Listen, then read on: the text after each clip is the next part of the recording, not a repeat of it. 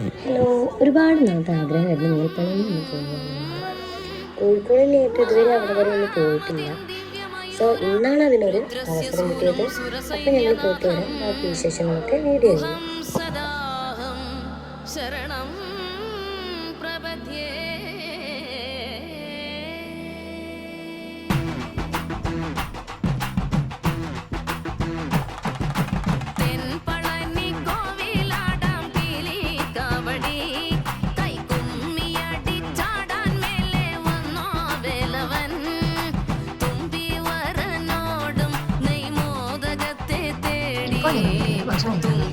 ഇന്നിവിടെ ഒരുപാട് ആളുകൾ വന്നിട്ടുണ്ട്.